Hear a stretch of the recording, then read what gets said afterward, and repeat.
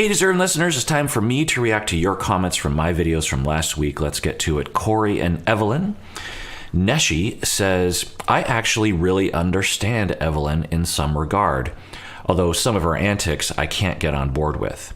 But when it comes to having a preoccupied partner, there is such a thing as too much time together. It can be overwhelming and at times suffocating. Yeah, absolutely. There's nothing pathological about Evelyn not interested in that. She's not interested in getting married. She's not interested in having kids. She's not interested in having long-term monogamous relationships, seemingly. I mean, she said as much as those statements. So there's absolutely nothing wrong with that. But how do you implement that in your life? And how do you navigate that with a partner that you want to be with, but you don't want to be that much with? And how do you communicate about it? That's the key. There's absolutely nothing wrong. And many people are like this, that they just want space. They don't like to be constantly on top of each other. You know, these people will like to spend time alone from, I find that there's a spectrum of, you'll have couples on one end where they do everything together, everything. And there's nothing wrong with that if both people are into that. One might look at them as a little bit enmeshed, but so I'm staying within the realms of healthy. Taken too far, you might be enmeshed and lack a sense of self to a pathological degree, such that you have a lot of distress by the fact that you don't have any independence, but you are afraid of being independent, and so you enmesh out of desperation, not out of preference. That's always the key, is when you see a couple and they're very involved with each other, or say a mother-daughter relationship, are they heavily involved with each other out of choice to get their needs met, or out of desperation? If it's out of desperation or out of control, and you wouldn't necessarily know that from looking at the outside, then it's damaging to the people and limiting to the people. But if they're just heavily involved in each other because they choose to be involved heavily with each other, then there's nothing wrong with that. And society will look at that and be like, no matter what, there's always something wrong with that. Like there's those shows on TLC about, like, Mama's Boy, or where the mother-daughter relationships are very close. I did some reaction videos to those shows, and I kept saying during the videos, we don't know if this is pathological. Culturally speaking, there's something weird about being very close, but we all understand that things that are culturally odd are not necessarily pathological. 40 years ago, it was culturally odd for gay people to be involved with each other. We all understand that the fact that people labeled it as unusual and odd absolutely does not indicate pathology. It just means that culture just hasn't seen it and doesn't know what to do with it, that kind of thing. So on one end of the spectrum, and I'm keeping it within healthy areas, we have a lot of involvement. On the other end of the spectrum, you have couples where they spend very little time together and they like their independence. They might go to family functions without each other. They might go to the movies without each other. They might go to dinner without each other. They might sleep in separate rooms. They might even live in separate houses. And there's absolutely nothing wrong with that. It might look weird to people, and people will comment on it, but it's just a preference. So absolutely. But with Evelyn, the key is, how does she communicate that? How does she assert that? And why is she with someone who so clearly is not interested in that? And why is he interested? And why is he involved with her when she so clearly it doesn't match up with what he wants in life? Those are the questions. M says, Evelyn is a lot like me. I've always said that I'd like to live next door to my spouse. I'm extremely independent, probably too much, and introverted. Living with someone without getting much alone time can make me irritable and almost feel claustrophobic. I also cannot date people who have less experience or self-sufficiency than me. Yeah, again, good that you know yourself, good that you know what sort of people, the sort of people you should be dating, the sort of people you should be in long-term relationships with. I think ideally you'd want to find someone that matches up with you in that way, and there are many people that will. The problem is that if So the question for M, you're saying you're extremely independent, probably too much. So are we talking about independence out of choice or independence out of fear? And those are very different things. You can be just healthy, and you can be very healthily very independent, meaning that it's just your makeup or your experience, your personality or whatever, and you're okay with it. Or is one independent because they're running away from dependency because they're afraid of what dependency can damage them, meaning that they did express normal dependency towards others in the past, maybe even in their childhood, and were rejected. And so they're running away from dependency. So they want to be dependent, but they're running away from it. So those are two completely different things. And that's the key is to try to figure out which one that is. If you are running away from dependency, the tendency for those people is to seek out a preoccupied person to express their denied dependency on the inside. Avoidant people often will look for preoccupied people to match up with because for the avoidant person, the pathologically independent person, there's a part of them that wants to depend. There's a part of them that wants to be emotional. There's a part of them that wants to reach out in a vulnerable way.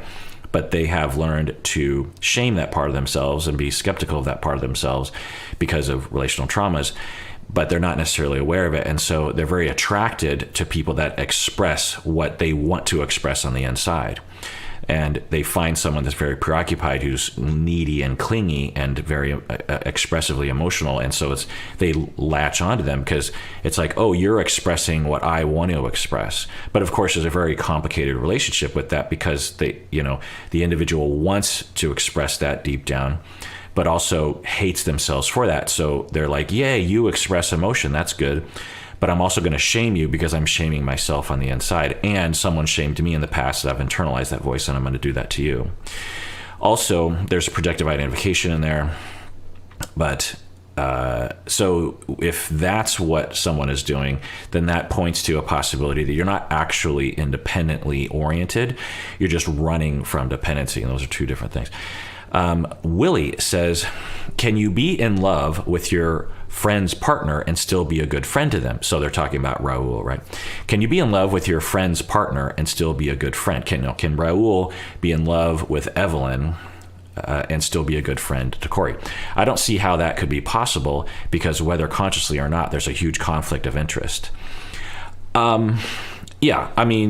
There is a conflict of interest and there's a risk there that the Rauls of the world will undermine Corey because Raul wants to get with Evelyn.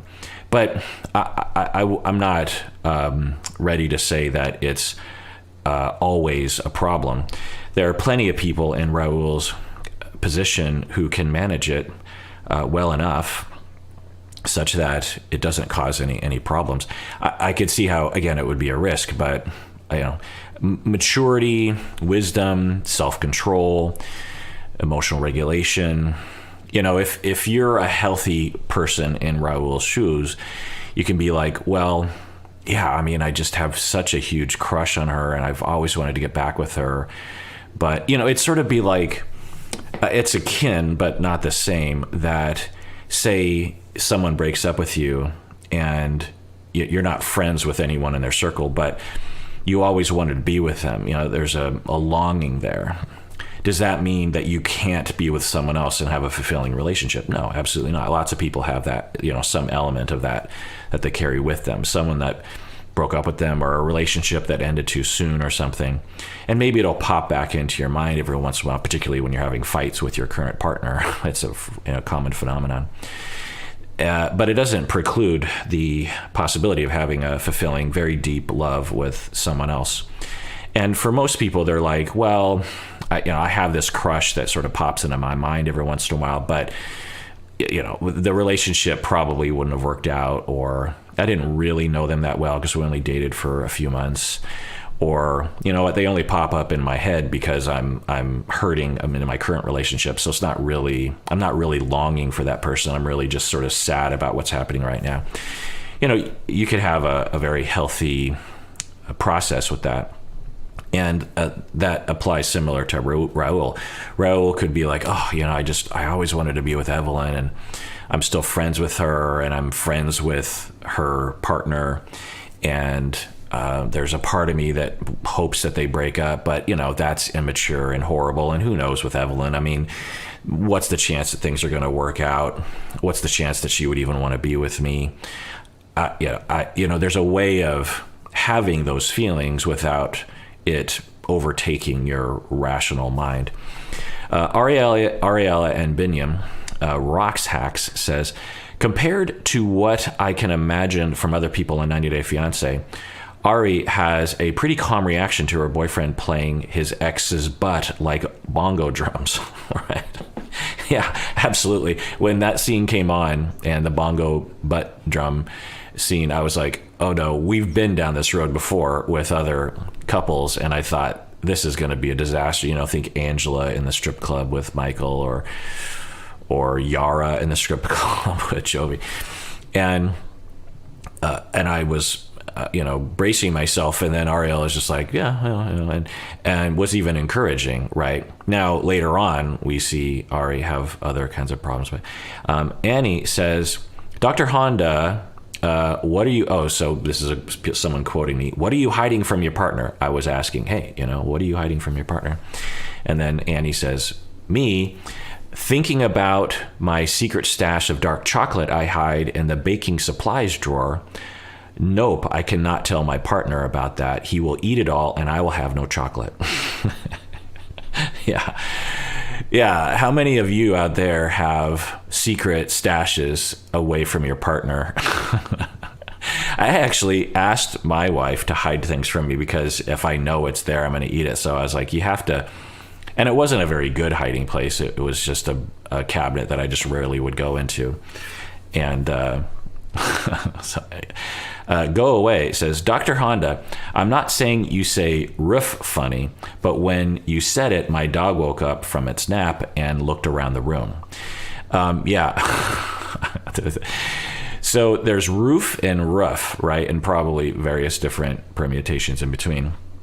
And I don't know what I've always said. It's not a word that you frequently say, but when you say a lot of words in these videos, you get called out for saying things that are a little funny. And I can appreciate a good call out to a weirdly spoken word. I have friends that will say words in odd ways, and I just can't. Most of the time I can't help myself to say, did you just say, like, instead of pal, like a friend, pal, some people say like pale or there's a weird way of saying an A that isn't. I think it might be a Midwest thing. I'm not really sure. And I frequently will say, did you just say pale instead of pal? So I understand the reaction to me saying roof. I did listen to a podcast recently with a linguist who was talking about the difference between a lot of words, including roof and roof. And apparently both are allowed. So get off my back. Just joking. Enzo says, this is my first time commenting on your videos. The little bit at the end was really encouraging. Oh, I think I was talking about how I thank you all for liking and commenting and hitting the bell and subscribing. I am not going to lie by saying that I don't think about that and I don't notice. I do. I care. I have come to the realization that it's almost like coming out of the closet in a certain way by saying I actually care about what people think about me. And it's such a funny thing that sounds strange that one would admit that, because one, it sounds weak to the outside world, and two, in psychology circles, this is something, especially in the past, but I think highly prevalent currently, that is not healthy. That it's unhealthy to, especially on the internet, to evaluate your own self-worth or hold some self-esteem in how many likes you get on certain things. And yeah, I mean, if I was posting a picture of a flower or something, then maybe I wouldn't care. But in these videos, I'm putting my ideas and myself, and so I think it's natural for me and everyone else that posts things on the internet to care about how many likes they get and how people respond.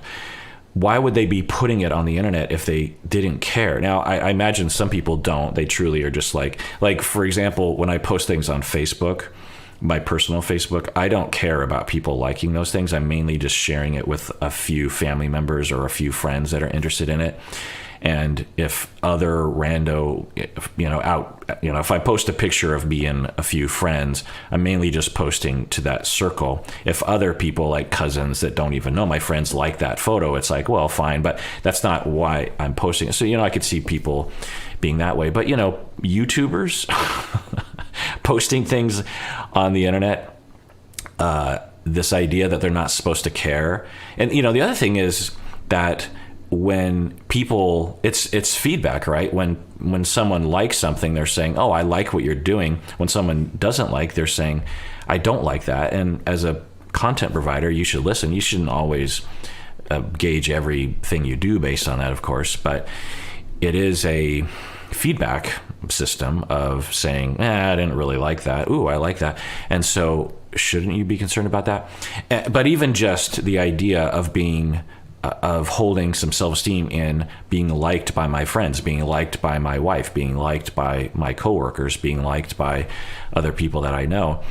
Of course I do, because that's how we evolved. I was telling my students the other day that this notion that we have, particularly in American culture, that you're supposed to be independent, and we hold up as the hero as the Clint Eastwood character who rides off into the sunset by himself. That did not exist 50,000 years ago, 100,000 years ago. We depended on the pack. We depended on the herd. And those individuals who just would wander off away from the herd died very quickly, undoubtedly. We were prey to leopards and cheetahs and other animals that are much better at killing than we are at defending. And a herd actually helps us to alert of danger, to fend off predators. And to be alone means you're either going to die by a predator or die by the elements. And so we evolved as a species to be heavily dependent on the herd, and also as a way of facilitating that attraction to a group, that attraction to the in-group. We evolved all these emotions to keep us interested in what the group thinks of us, because if the group doesn't like us, then they'll reject us and we'll literally die and not be able to propagate our genes. So our species evolved. It's hard to know exactly if this is true, but there's a lot of evidence pointing towards this, particularly when you think about how interested we are in other humans. I mean, movies and TV shows and the internet, it's like we're always looking at each other, look at me and I'm going to look at you. It's tell me your story. Ooh, that's an interesting story. Let me tell you my story.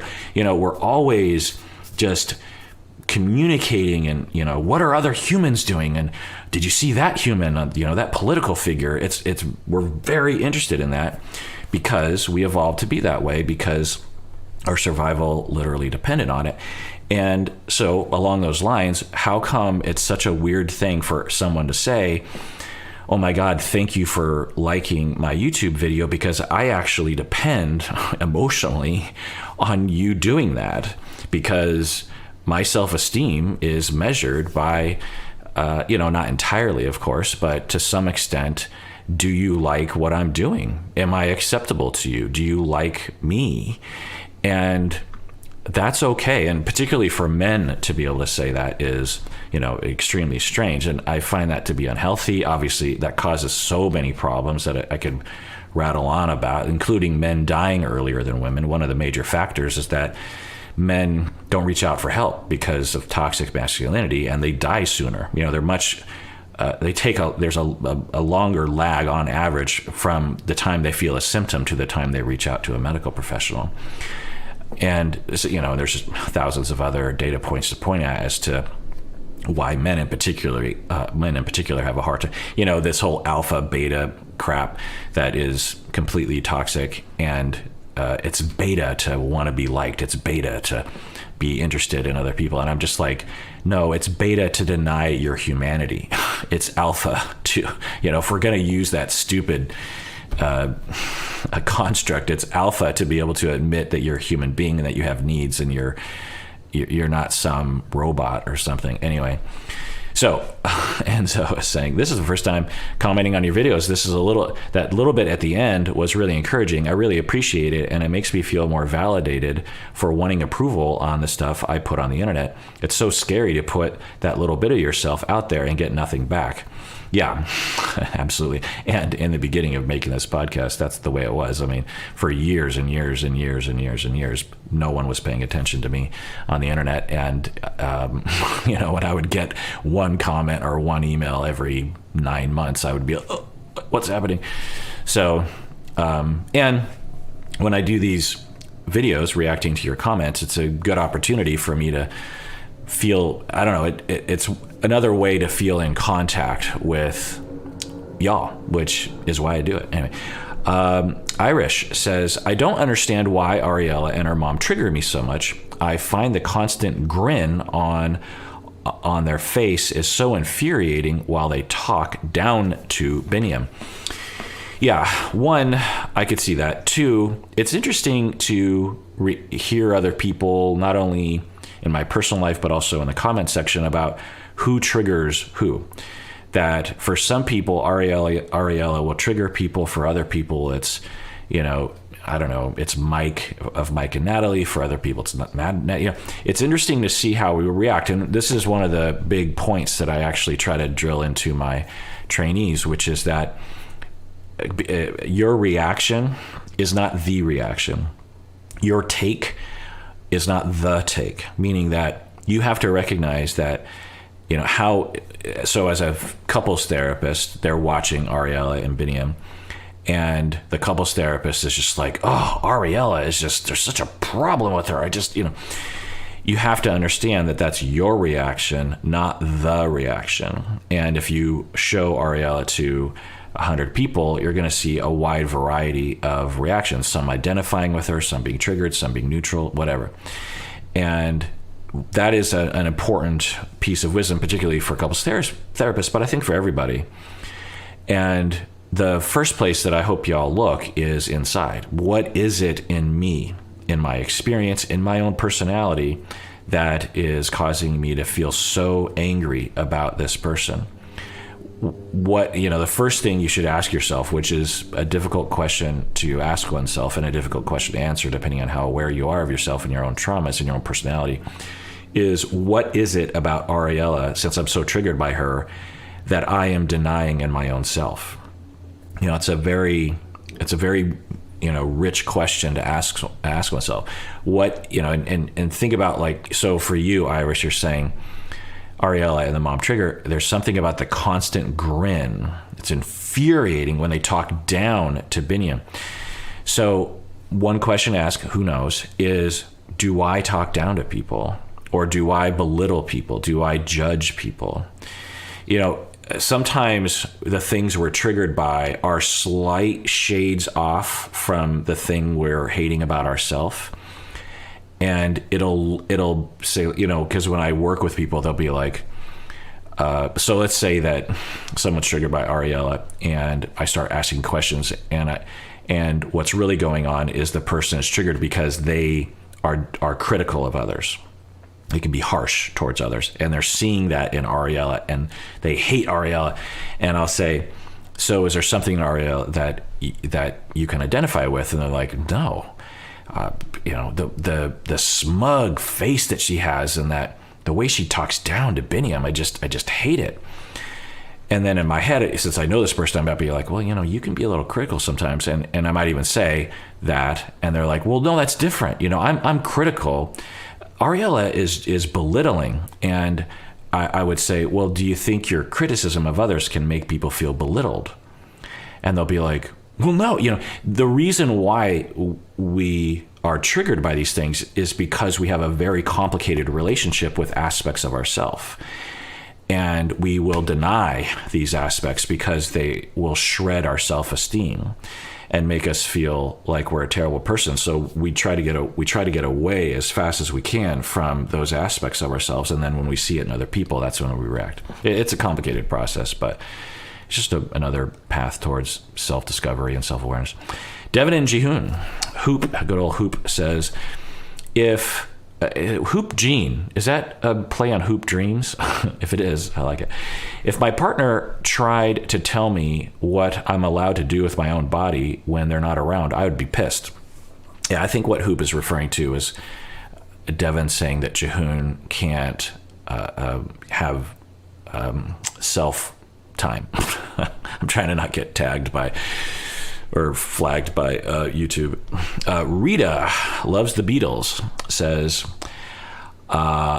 just a random question, Dr. Honda, is the track connected by Bread Knife? So I have a band called Bread Knife Incidents on Spotify, and they're asking about that.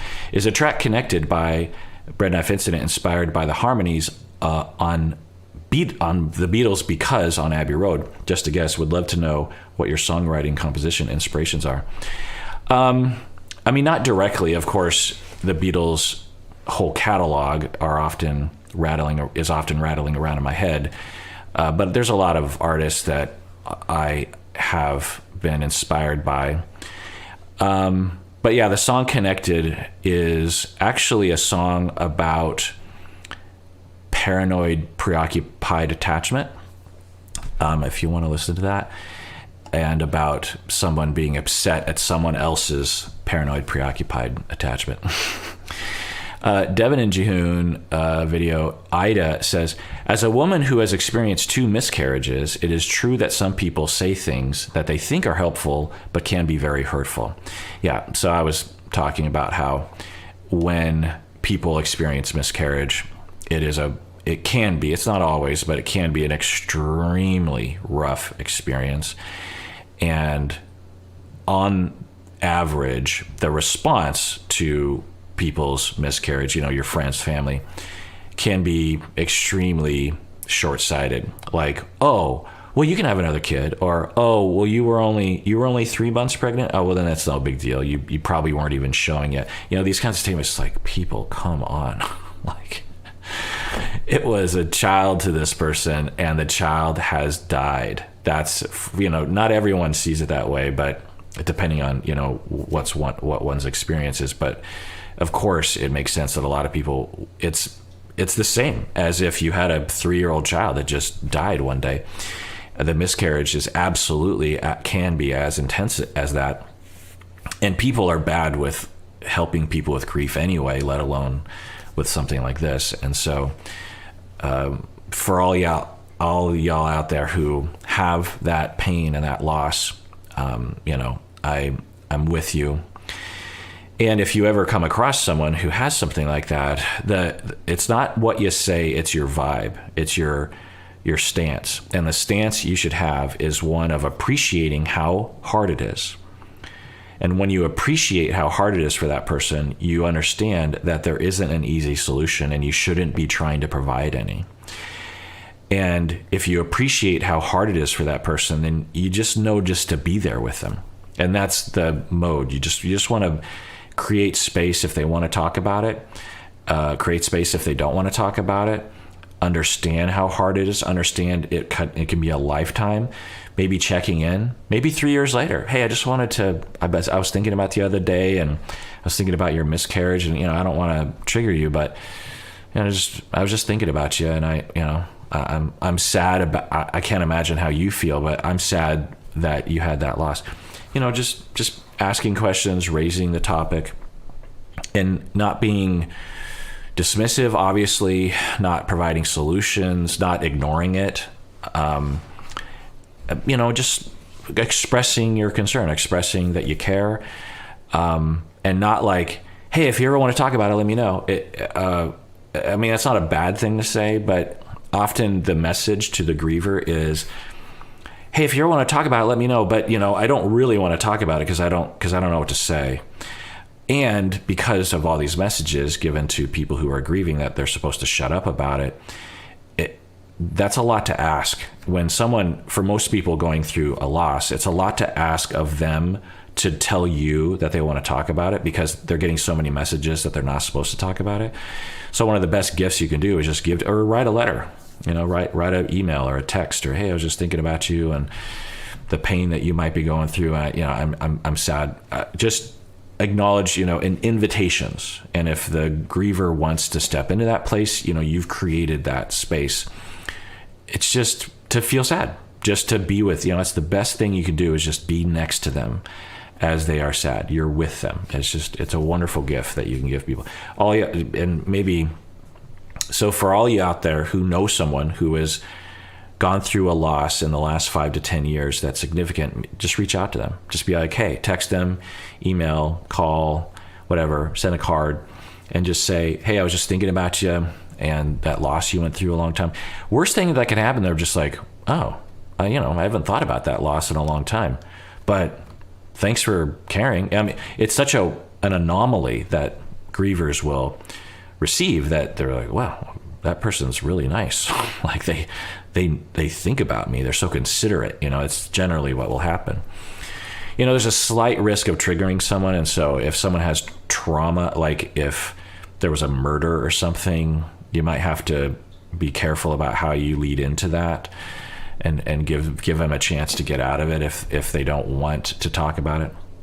And for all you people who have had losses, really take care of yourself, and don't be shy with other people that you think can handle it. To just say, hey, can we talk for an hour about my loss, my miscarriage, or whatever? I just need to vent, and assert yourself in that way.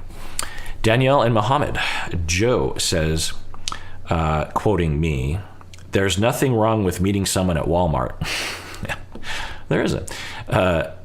Joe says, that's the quote of the week for me. Yeah. When Mohammed met that fella at Walmart.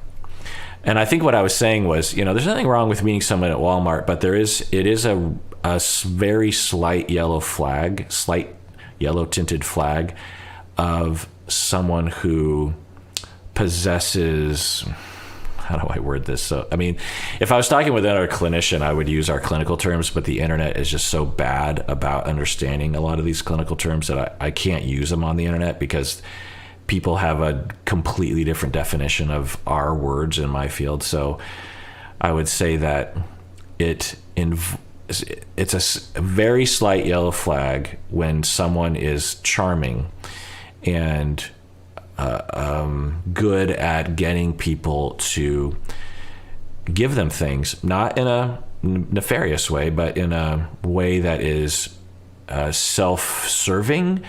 That's all I'll say. Miriam says, I can imagine that Muhammad is kind of panicking right now and trying to run away from his problems. Like he realized that he isn't really into the woman he married and that it probably won't work out. Yeah, this is a perfectly possible hypothesis there. Liz says, hey, shoulder angel. I assume that's referring to me. That's funny. Hey, shoulder angel. Just wanted to pop in and tell you that about 9 months ago, after watching so much of your content and really getting your voice in my head telling me that I deserve my own therapist, I used your BetterHelp code and got myself a therapist. Last week, she and I were looking back and seeing the progress that I've made, and I realized that I have met or exceeded every goal I set for myself. My PTSD and complex PTSD symptoms have diminished to the point of almost being non-existent. The relationships around me have shifted to solely positive and mutually respectful ones. My attachment has become so much more secure than it always has been. My relationship with my son has become so much more healthy and enriched with emotional intelligence that was not there before. And frankly, my entire life outlook is completely different than it was less than a year ago. I can't believe how much your content has helped me. It's been such an important catalyst for personal growth. I just want to say thank you for all you do to educate us and encourage us to look at the world through a different lens. I have more compassion now for myself and for everyone else. Just the other night, my 12-year-old was telling me about an issue with his teacher, and I advised him how to handle it in a healthy way, and he told me that I sounded like a female Dr. Honda, which honestly made my entire month. Oh my goodness, Liz, that is just like amazing comment.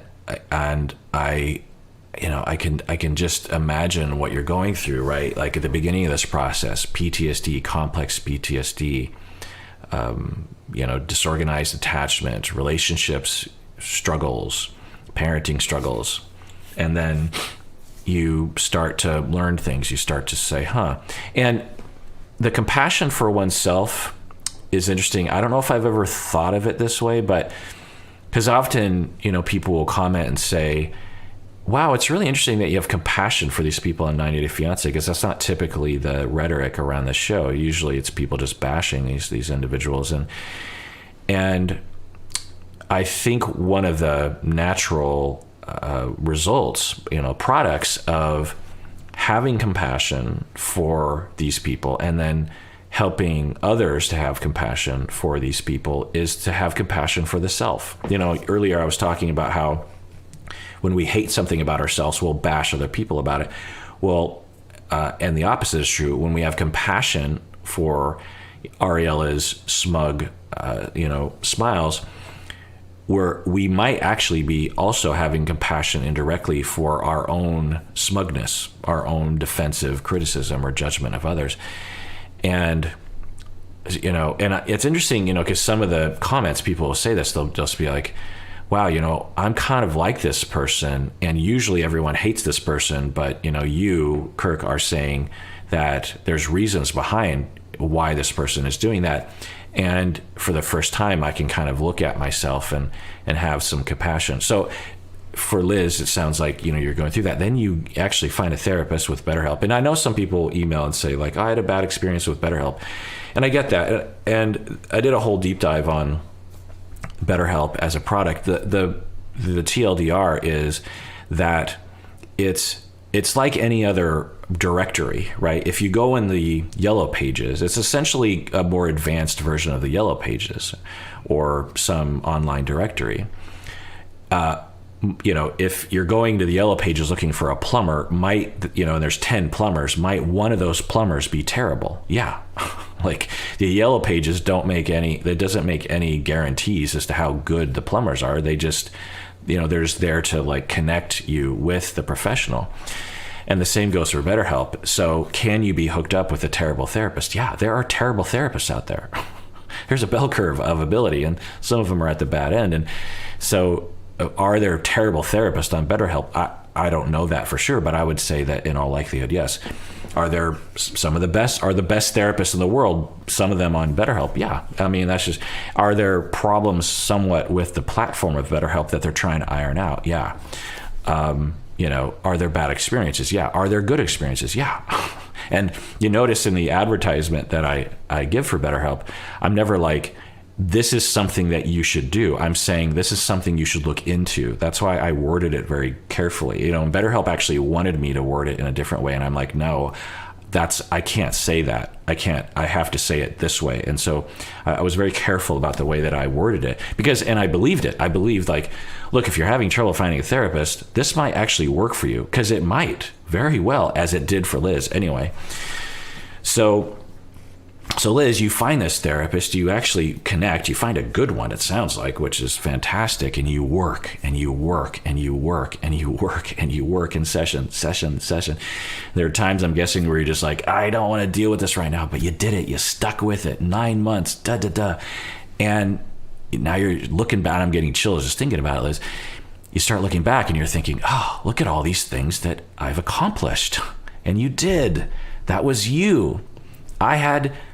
you're calling it like a catalyst, but I would say I'm a catalyst to a catalyst, because the catalyst is in you. You were the one that said, I want to make a change. I want to start looking at this. I see that if I work on some things, I will not only improve my life, but the people around me. And the fact that you had compassion for yourself, that you felt like you deserved it, is... I don't know what to say. It's the reason why I'm on this planet is moments like this, that this is why I do the podcast. This is why I became a therapist. This is why I became a professor, is because of this, that everyone deserves a chance to say, maybe there's a path out of the wilderness, and maybe if I work hard, I'll find my way out. And I deserve to find that path. And it's going to be painful, and there's going to be problems, and I'm going to get away from my little comfort zone here. but there might be a lot of good that can come from that work. And for you to take those steps and to heal and to improve your relationships, it's just to really put a fine point on it, you're breaking the chain in all likelihood, Liz. I'm guessing there's generations of trauma, but it's stopping with you and your kids, right? You're now that your kids are going to, and probably have, experienced much less difficulty than you've experienced because of the work that you're doing. Those kids will be more secure and more able to parent. You know, the chain of trauma ends with you because of what you're doing, which is truly inspirational. And everyone out there, and all of us, let's all take care of ourselves because we deserve it. We really, really do.